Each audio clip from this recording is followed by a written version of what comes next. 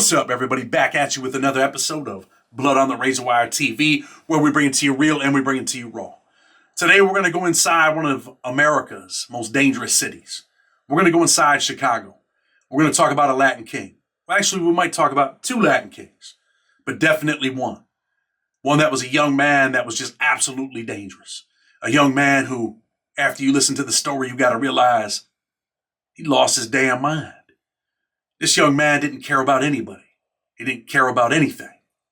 He didn't care about the victims. He didn't care about the people that were with the victims.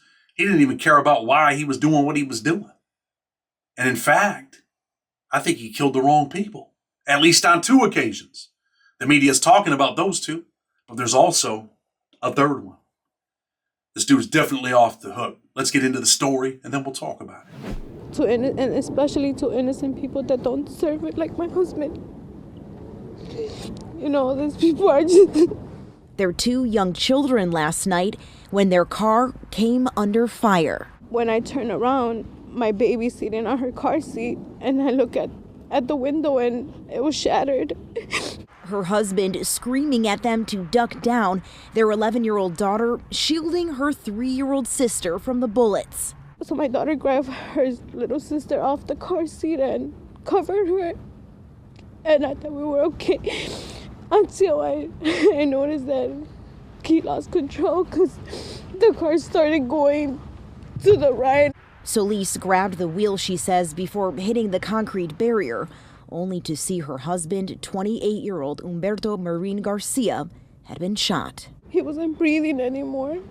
He was dead already. I called the ambulance,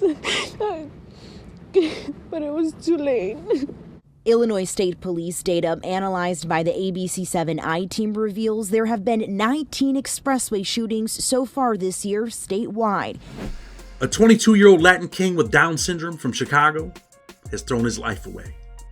On February 16th, Nicholas Smush Samudo got into a road rage beef with Humberto Marin Garcia, according to his lawyers in the Bridgeport section of the city. Others say there was no road rage incident at all, and that Smush simply is a psychotic serial killer. He had no regard for Humberto, could care less that his family and kids were with him. Smush, as his people called him, unloaded on Humberto's vehicle in the still of the night at 9:30 p.m. 3 shots were fired into one specific area of the car. Humberto's wife, Myra, said she heard an explosion and thought something happened to the wheel of the car until she seen the window was shattered. Humberto was yelling and told his 11-year-old and 3-year-old daughter to get down on the ground. The 11-year-old girl grabbed her 3-year-old sister. Sadly, at the same time, that Smush delivered the shots that would end Humberto's life on a cold Chicago night. Myra, pregnant with their 3rd child, knew he was gone when he lost control of the car. She would hear her husband take his last breath. Desperate and praying that this was not her reality, she would call the ambulance, but in her heart, she knew calling 911 that no one could help her and that it was too late. What she did not know was that the shooter was in reality a serial killer in the making. Myra said her husband was a good man that did not deserve to die. She said she never seen the car that was actually firing shots and there was no road rage beef. In her words, her husband didn't deserve this. He's a very hardworking man. He was always working. This is happening every day in Chicago, especially to innocent people that don't deserve it. People like my husband. But Smush would strike again, just 10 days later.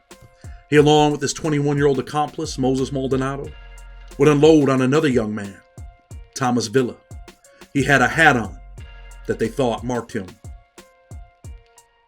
from another gang. 22-year-old Villa would lose his life in the North Lawndale neighborhood after the pair of Latin kings mistook him for a member of a rival gang. Maldonado would fire first from the car's window, and Smush would jump out and give chase, shooting Villa numerous times as he tried to run away. At 2:15 a.m. on February 26, 2003, he would take his last breath between 2 vehicles in the 2700 block of West 18th Street in Douglas Park. Police say Smush delivered the blows to Villa's head from the pistol. The 2 killers would ride off, laughing in the early morning hours in a stolen vehicle. But the cops were on to them shortly after they committed the latest homicide. At 6:23 p.m., They were in a police chase and pulled over in a stolen vehicle in the same hood they had just taken Villa's life in. Both Latin Kings would run into the night with the cops on their heels. After being hit with stun guns, they fell to the ground and were cuffed. Cops would find a .380 pistol, which matched the shell casings that were found at the scene of Villa's murder. Gunshot residue was also found on Samuda's red Champion hoodie. There's no way out for him. But were these the first time that Smush had killed? Cops say that they believe he also killed Giancarlo Cobain in the McKinley Park neighborhood, but he was never charged in the case. Cobain was found with a gunshot to the back of his head, close to his parked car. His family said that he was on his way home when he was killed. During Samuda's initial March 1st court hearing in the case, his public defender revealed that he had been diagnosed with Down syndrome, a genetic disorder that can cause mild to moderate mental and physical disabilities. Despite the fact that this kid was laying people down, you know what the defense is going to be. And prosecutors, for their part, are playing no games. On March 28th, the case was superseded by an indictment, charging Samuda with 6 counts of felony murder. Then, on March 31st, the government wasn't done. The prosecutors were still pushing, and they would indict him on 6 more counts of murder, as well as felony counts of attempted murder and aggravated discharge of a firearm in the February 16th shooting on I-55 near Locke Street. Judge Barbara Dawkins called the shooting a bold and brazen offense and ordered Smushface and his partner held without bail. So now you just got to think, like, why do young dudes just go out and do the things that they do?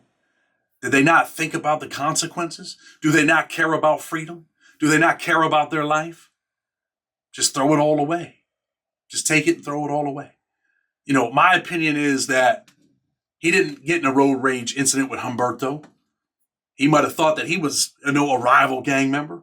Maybe he was just acting cool or just thought he wanted to be tough that night. And he pulled the trigger, man. And he left 2 kids and 1 unborn child without a father. It's absolutely insane. When you think about the things that are going on in our communities and how we're unloading on each other, how we're, just disposing of lives, man, like the lives don't matter. They have no meaning, no remorse. Don't care about the kids in the vehicle. Then how about the other cat that they pop? Villa, right? He's running for his life. He's not a gang member. He had on a hat with a color on it that made them think, man, he's a rival gang member. Let's blast this fool. I mean, this ain't Compton back in the 80s and the 90s. Like, why are you beefing? Wake up. Why are you beefing with these people? Why are these people your ops? Why are they your opposition? Why are we running around destroying our own communities? Why are you running around destroying your own people? Think about that. And then the other cat, Cobain, he gets plugged in the back of the head. The cops are pretty much like, yo, we know it's old boy, but really we can't do nothing because we don't have the evidence, but we know it's him. And then you have to think about how ignorant some people are, right? Dudes running around acting like they're men. Man, you're not really a man. Let me tell you about a man. A man makes his own decisions, right? But when you get to that penitentiary, you can't make your own decisions. You can't decide when you're going to eat. Sometimes you can't even decide when you're going to use the bathroom. But your man Smushface here, yeah, I'm going to call him that. Oh, Smushface, he doesn't think about any of that stuff. He's still got the sweater on, man. Where he had these clothes on when he popped this kid. Gun residue on him. They find the .380. Matches the shell casings at the scene of the crime. Man, he's a big old dummy, ain't he? Oh, dummy. Big old dummy. He's a dummy, number one, for going out and doing these absolutely ridiculous crimes. Doing crimes and profiting nothing. How does it benefit you? How does it benefit your life to go out there and take someone else's life? How did that benefit you? These weren't even robberies. They weren't even trying to take nothing from the people. Nothing but their lives. It's a distorted mind. Sometimes you got to wake up and think upstairs like, yo, why am I involved in this? Why am I involved in an organization? Why do I hate this man because he might be part of a different organization? You don't even know this cat, but you hate him. You don't even know this cat, but you're willing to take his life, and he's never done nothing to you. But at the same time that you're taking his life, you don't even know it. You're taking your own. Blood on the Razor Wire TV. Until tomorrow, we're out.